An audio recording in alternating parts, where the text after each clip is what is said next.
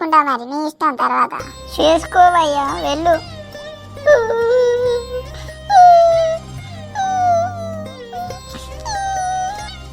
అవునా? ఆ మాట నా కళ్ళల్లోకి చూసి చెప్పవా గీత?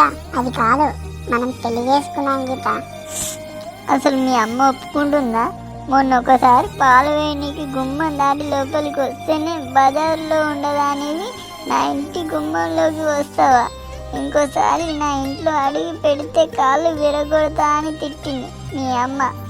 అలాంటిది నన్ను ఇంటి కోడలుగా ఒప్పుకుంటుందా? ఇంట్లో ఉండనివ్వకపోతే వేరే చోట్లో ఉన్నా, నా మాట విను గీత. అంటే అత్తింట్లోకి వచ్చి తల్లిని కొడుకుని వేరు చేయాలా? అది నా వల్ల కాదు గోవిందు. మరి ఏం చేద్దాం చెప్పు? అమ్మతోటే ఉంటూ అమ్మని మార్చుకోనికి ట్రై చేద్దాం. ఏదో ఒక రోజు మారిపోతుందా? సరే మరి, పెళ్లి చేసుకుందాం.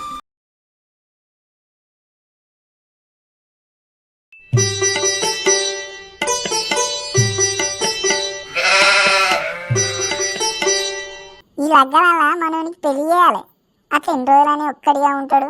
అందుకని అర్జెంట్గా మనకి ఓ మంచి పిల్లని చూసి పెళ్లి చేద్దాం. ఏమంటావు? నేనేమన్నా ఇప్పుడు చేయొద్దంటున్నానా? వాడు ఇప్పుడు వద్దు మళ్ళొచ్చాడు చేసుకుంటా అంటున్నాడు. నన్నేం చేయమంటావు? మీరైతే ఓ మంచి పిల్లని చూసి పెట్టుర్రి, వాడే చేసుకుంటాడు. సరే తీయే.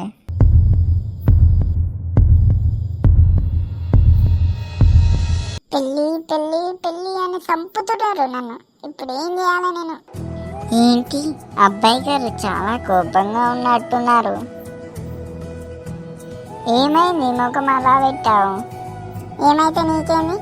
నాకేంటా? సరే అయితే వెళ్తున్నాను నేను. బాయ్, పోతున్నా. ఇంట్లో వాళ్ళు ఈసారి పెళ్లి చేయకుండా ఆగలేరు.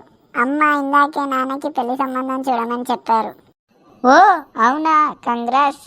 ఏంటి కంగ్రెసా? చేసుకోమంటావా వేరే అమ్మాయిని పెళ్లి? చేసుకో, అయితే నాకేంటి? నువ్వు అలా అన్నావంటే నిజంగానే పెళ్లి చేసుకుంటా మరి, నీ ఇష్టం. తర్వాత చేసుకోవయ్యా, వెళ్ళు.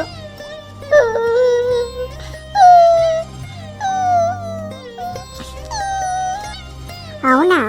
ఆ మాట నా కళ్ళల్లోకి చూసి చెప్పవా గీత? అది కాదు, మనం పెళ్లి చేసుకున్నాం గీత. అసలు మీ అమ్మ ఒప్పుకుంటుందా? మొన్న ఒకసారి పాలు వేయడానికి గుమ్మం దాటి లోపలికి వస్తేనే బజార్లో ఉండదానివి నా ఇంటి గుమ్మంలోకి వస్తావా? ఇంకోసారి నా ఇంట్లో అడిగి పెడితే కాళ్ళు విరగొడతా అని తిట్టింది మీ అమ్మ. అలాంటిది నన్ను ఇంటి కోడలుగా ఒప్పుకుంటుందా? ఇంట్లో ఉండనివ్వకపోతే వేరే చోట్లో ఉన్నా, నా మాట విను గీత. అంటే అత్తింట్లోకి వచ్చి తల్లిని కొడుకుని వేరు చేయాలా? అది నా వల్ల కాదు గోవిందు. మరి ఏం చేద్దాం చెప్పు? అమ్మతోటే ఉంటూ అమ్మని మార్చుకోనికి ట్రై చేద్దాం. ఏదో ఒక రోజు మారిపోతుందా? సరే మరి, పెళ్లి చేసుకుందాం. ఊరోళ్ళందరూ మన వెనకాలే వస్తున్నారు. పెళ్ళి అవగానే బండి మీద స్పీడ్గా ఇంటికి వెళ్ళిపోయే వాళ్ళం కదా. ఇలా ఎందుకు ఊరి మధ్యలో నుంచి నడిపిస్తూ ఉన్నావు? ఇలా నడిచి వెళ్ళడానికి కారణం ఉందో నీకే తెలుస్తుంది పదా. అమ్మా అమ్మా, ఒకసారి బయటికి రావా? ఏంట్రా, ఏమైంది? అమ్మా, గీతని చాలా ఏళ్ళుగా ప్రేమిస్తున్నాను. ఇప్పుడు పెళ్లి చేసుకున్నానమ్మా. పొట్టకూటి కోసం పాలు అమ్ముకునేదాన్ని పెళ్లి చేసుకొని ఇంటికి వస్తావా? నిన్ను ఊరందరూ ఇక్కడే ఉన్నారా? నేను ఎంత దుర్మార్గురాలనైనా ఊరి జనం దృష్టిలో గొప్పదానిలో ఉండాలి. పాతికేళ్ళుగా అలానే ఉంది. ఇప్పుడు దీన్ని కొట్టి ఇక్కడి నుంచి తరిమేస్తే పాతికేళ్ళుగా కాపాడుకున్న గౌరవం అంతా పోతుంది. దీని సంగతి ఇప్పుడు కాదు, ఇంట్లోకి వెళ్ళాక చెప్తా. అరే పిచ్చి సన్నాసి, ఇంత చక్కటి అమ్మాయిని పెళ్లి చేసుకున్నానంటే నేను కాదంటానా?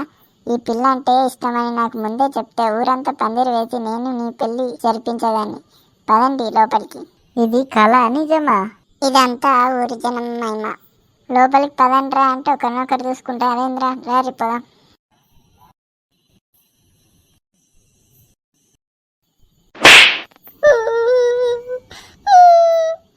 ఏంటి, నీకు నా కొడుకు కావాలా?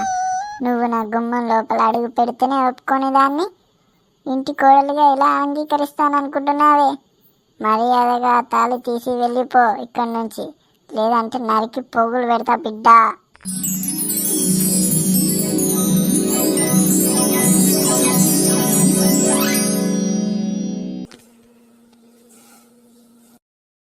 ఇదంతా భ్రమ. అయినా దాన్ని కొట్టి కాళ్ళు చేతులు విరగొట్టాలని ఉంది. కానీ అలా చేస్తే ఊరందరి ముందు నేను పాపిష్టిదాన్ని అవుతాను. అలా కాదు, దీన్ని చిత్రహింసలు పెట్టి నా కొడుకుని విడిచిపెట్టి పారిపోయేలా చేస్తా. అలా చేయకపోతే నా పేరు కాంతమ్మే కాదు. అదిగో మళ్ళీ సైలెంట్ అయ్యావు. ఇద్దరికి దిష్టి తీయి. తీస్తాను, ఎందుకు తీయను, తీస్తాను అని అనుకుంటూ అక్కడి నుంచి వెళ్ళింది. కాంతం గీతని ఎలా కష్టపెట్టింది? గీత భరించిందా లేక ఇల్లు వదిలి వెళ్ళిపోయిందా? ఈ అత్త కోడళ్ళ పోరు ఎలా ఉండబోతుంది? మధ్యలో గోవిందు వీరయ్య పాత్రలు ఎలా ఉండబోతున్నాయి అనేది అంతా మిగతా ఎపిసోడ్లో చూద్దాం.